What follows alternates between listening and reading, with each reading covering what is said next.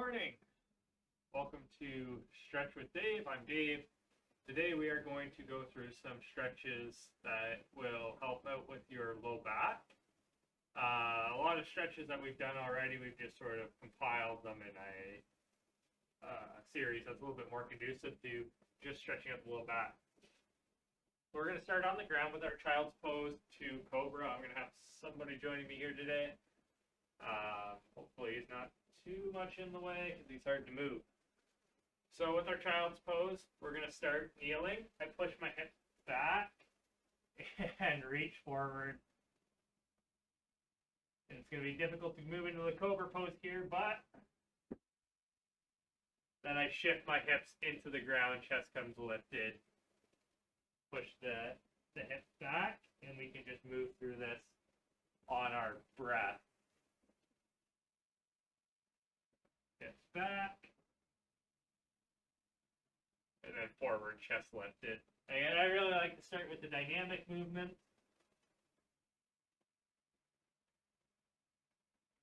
Before we get into some static, just to get some movement through the joints. The low back can be a bit of a complicated area because, like the hip, it's connected to so much. And often when we have problems with our hips, we have problems with our low back. And the low back could be an issue of tightness, or it could be an issue of a weak core. So we want to make sure that we're stretching and strengthening. We don't have any core strengthening in this particular class, moving into the cat-to-cat. But that is something that we have in our other videos that you're more than welcome to check out. So our cat-to-cow, I arch the spine up in this quadruped position, and then as I breathe in, I bring my spine neutral, looking neutral. Right, and we just move through this again on our own sort of tempo, our own breath cycle.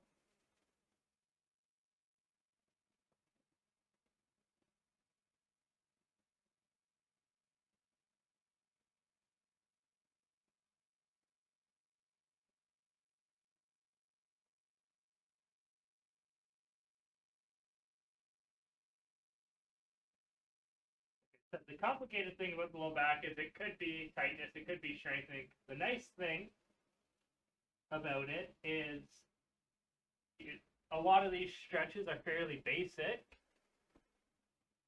and they can resolve a couple of other issues that we might have as well, with tight hips, maybe even a tight or a sore knee. We're going to go into our knee rolls here. These are a little easier than what we had in our hip video. All we do is arms in a T on our side here, and then we just roll our knees to the side, and you can have the feet on the ground for this one.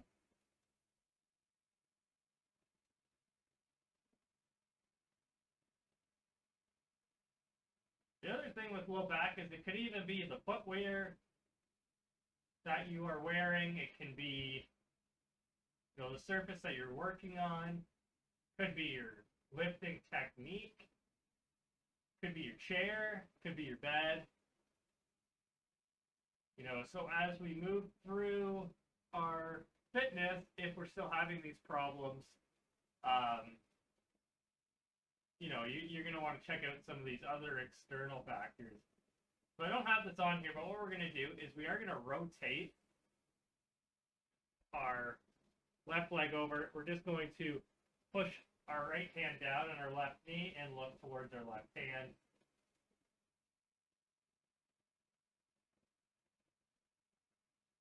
And we'll switch sides. We're not going to do that one too long. Just hold it for a little bit. So if we're going from the knee roll, it's almost like your left leg goes straight. You roll your right knee over your left leg. Left hand pushes down on the right knee, and then you just look towards your right hand. And this is sort of the static stretch for those twisting muscles in the low back. All right, so we have our figure four next, so we can just cross our left leg over our right, left hand through the hole, right hand on the outside, head flat on the ground. And you feel this in the side of your hip and you wonder, how is this going to help with my low back problem? And, it's the glutes are attached to the hip on the other side of the low back. And if they're tight, it's going to cause some tightness in your low back or some alignment issues.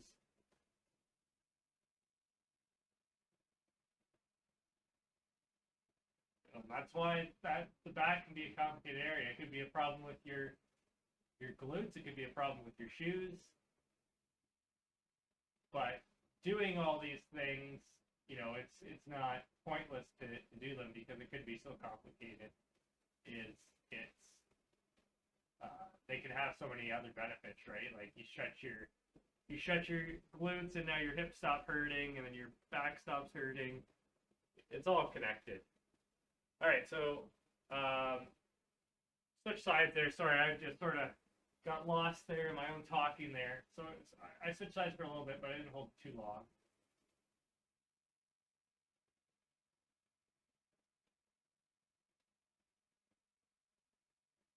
And we're just going to do one more on each side. Just for about 10 seconds here.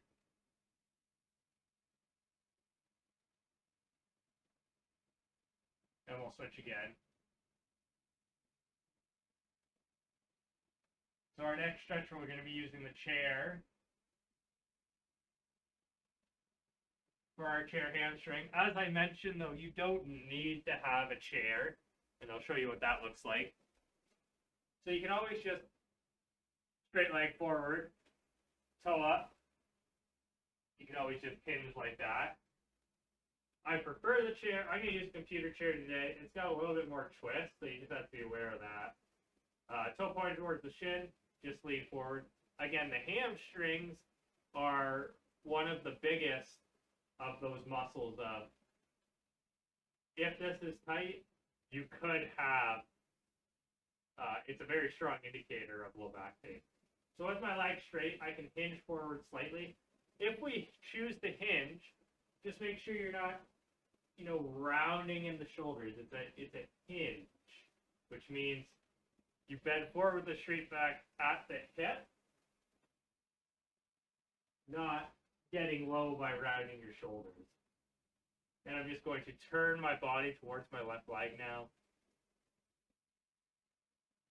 That migrates the stretch to the lateral side of the leg. And then we're going to point our toe out, open the body up, and you can feel that migrate the stretch to the middle of the leg, or the inside of the leg, I should say.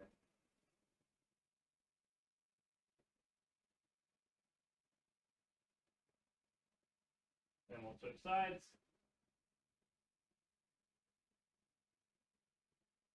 Right leg's on the chair now, toe pointed towards the shin. I just slightly hinge forward. Again, with these stretches, you don't need to hinge, right? If you're feeling a 6 out of 10 hamstring just because your hamstrings are so tight and you have them elevated a little bit with a straight leg, you can hang out there and you're going to get a great benefit out of it. Now we're going to turn our torso towards the leg that is on the chair.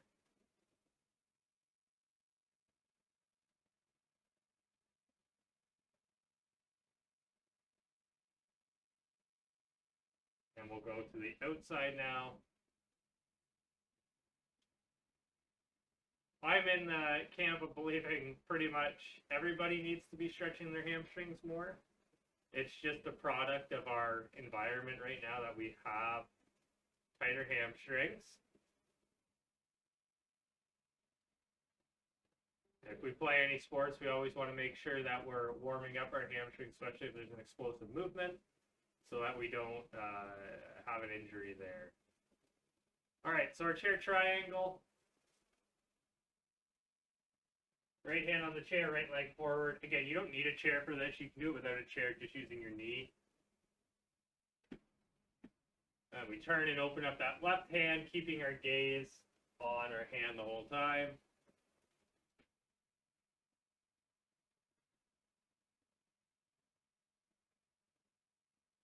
One more. Left hand on the chair, right hand on the outside of the right knee. Left leg toe is pointed towards the chair. I have that exaggerated step back, and I'm pressing my heel into the ground to stretch out my calf, and then I open up in reverse here with the right hand, keeping my gaze on the hand the whole time, and then we'll switch. So left hand on the chair, left leg forward, right hand on the inside. I don't worry about stretching the calf too much on this one, as I allow myself to open up a little bit more. But when we do the reverse triangle, after one more here, we can stretch out that calf. A little bit of a combo. See how I'm exaggerated? That heel is lifted a little bit. I'm just trying to press that into the ground while doing this reverse triangle.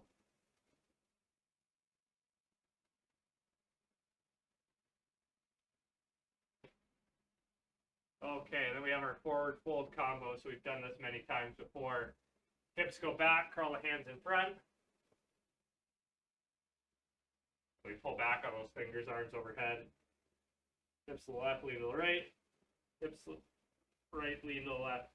And I like to add so much movement. We're also getting a lot of lats there within this forward fold, which isn't just, another great stretch. Not so much for the low back, but pull it back on the right fingers now. Why I like to have so much dynamic movement in these stretches, in these, this low back, is because part of the problem is the stiffness.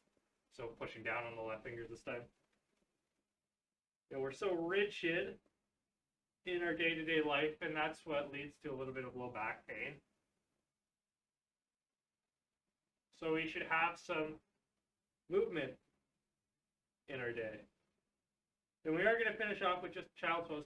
But if you just want to add a little bit of movement, you can do things like just sort of those hip circles, those standing twists, right? Like things that you can just take 10 seconds doing, standing up, getting a little bit of movement into your day.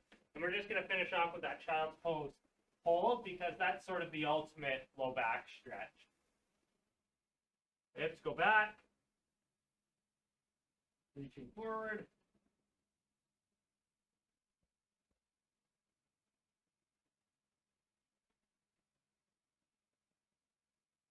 Lengthening of that spine.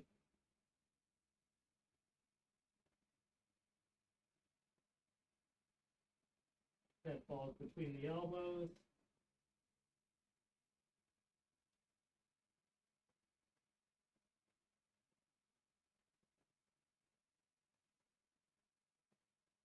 All right. And that is all we have for today. Again, you can shake it out, do some twists, do some hip rotations. But that is your low back video. I hope that helps. I hope you enjoyed it. As always, any questions, comments, or concerns, feel free to reach out, and we'd be happy to help you out. I hope you have a wonderful day, and we'll see you in the next video.